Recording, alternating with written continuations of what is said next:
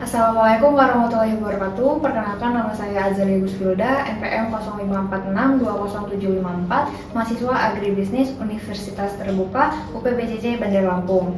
Pada kesempatan kali ini saya akan melaksanakan praktikum unit 1 mata kuliah manajemen risiko agribisnis. Untuk praktikumnya sendiri yaitu analisis dan mitigasi risiko keuangan dan operasional.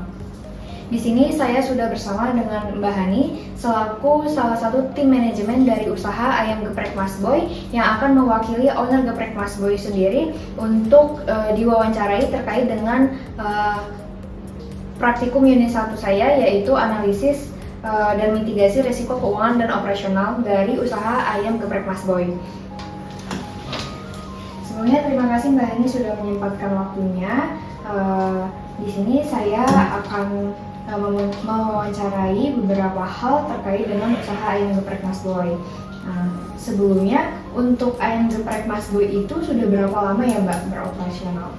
Kalau untuk operasionalnya itu kita udah berdiri dari tahun 2018 ya Mbak. 2018 ya kira-kira udah jalan 8 tahun lah Mbak, sampai tahun 2025 ini. Lumayan lama ya Mbak. Iya. Untuk outletnya saat ini udah berapa outlet Mbak? Untuk saat ini kita itu ada 8 outlet ya Mbak. Itu 8 outlet, 5 di daerah Sukarame, 5 outlet daerah Sukarame, ada 3 outlet daerah Pagar Alam, ada di Unila juga 2. Oh, udah lumayan banyak ya Mbak, 8 outlet. Untuk usaha Geprek Mas Boy itu sendiri Mbak, dalam menjalankan usahanya itu menggunakan permodalan dari lembaga keuangan atau enggak gitu? Kalau untuk modal ya Bang, dari awal buka alhamdulillah sih owner kita dari modal pribadi. Jadi untuk sampai saat ini untuk permodalan itu nggak ada dari lembaga-lembaga lain kayak bank atau lembaga pinjaman lainnya sih Mbak. Jadi pure untuk modal sendiri. Jadi nggak pernah mengajukan pinjaman atau kredit ke bank gitu ya Mbak? Berarti cukup bagus ya Mbak keuangannya? Iya sih, alhamdulillah. Nah, untuk dalam usaha Ayam Geprek Mas Boy ini, untuk permasalahan yang dihadapi dalam sisi keuangannya itu apa Mbak? Kalau dalam sisi keuangan itu fluktuatif sih Mbak, fluktuatif bahan baku yang pertama itu.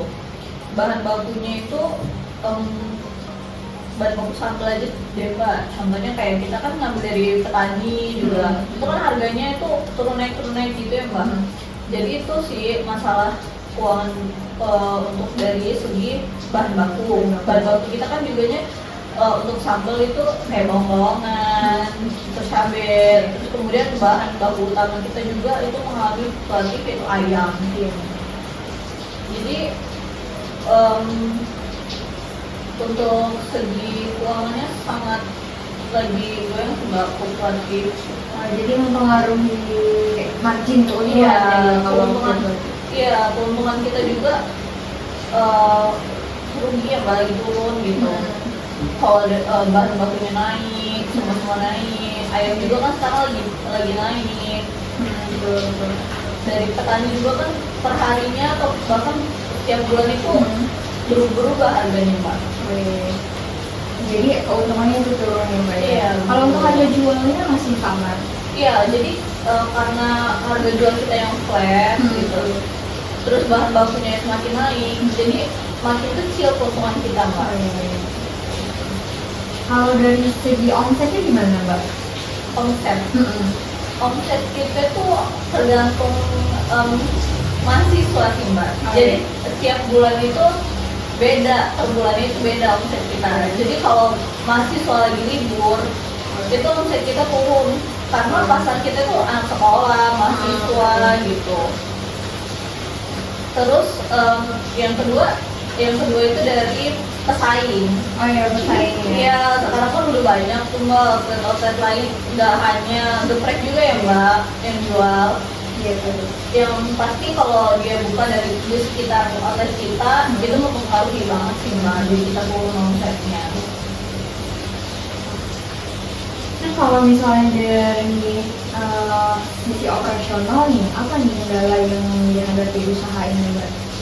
segi operasional, kalau untuk segi operasional itu kita kan bahan baku kita itu kan sambalnya kita buat sendiri ya mbak. Jadi kalau kendalanya itu dari mesin sambelnya itu sering kendalanya itu trouble gitu, trouble di mesinnya. Jadi kan itu menghambat kita juga untuk mengolah sambelnya. Kemudian dari bahan baku itu kan kita dari petani atau supplier langsung gitu kan. Kadang ada supplier yang nggak amanah, kita dikiriminnya bahan-bahannya yang udah jelek, berbusuk gitu. Jadi kita harus sortir lagi bahan-bahan yang bagus. Itu juga menghambat operasional kita untuk cepat buat sambelnya.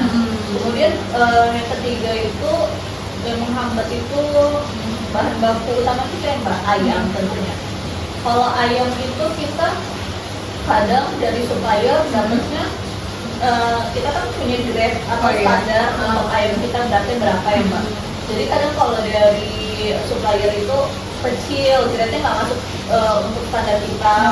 Ada juga ayam bau gitu. Jadi kita harus nimbang, kita harus pilah-pilah lagi yang bagus yang mana gitu. Itu menghambat banget sih mbak operasional kita. Yang nggak sesuai dengan standar operasional ya. Dan kemudian dia. Jadi kalau dari sisi keuangan yang pertama itu fluktuatif harga bahan baku sambal yang terus harga bahan baku ayam. Terus dari sisi omsetnya juga itu tergantung dengan mahasiswa. Kalau misalnya mahasiswa itu, apalagi ini dilihat-lihat kan ada beberapa mahasiswa kan usahanya di sekitaran kampus, sekolahan gitu. Jadi kalau misalnya anak-anak libur atau mahasiswa libur itu sangat mempengaruhi omset ya. Itu turun drastis ya mbak omsetnya. Karena memang kita fokusin untuk di sekitar kampus, pasar kita memang untuk ke mahasiswa, sekolah situ.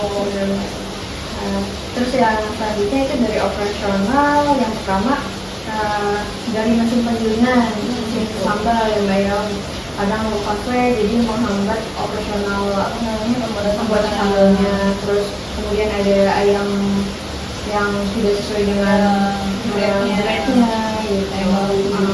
Ayam bau berarti kan bisa mempengaruhi kualitas. Iya. Mungkin cukup itu aja sih mbak yang ingin saya tanyakan. Terima kasih sebelumnya mbak.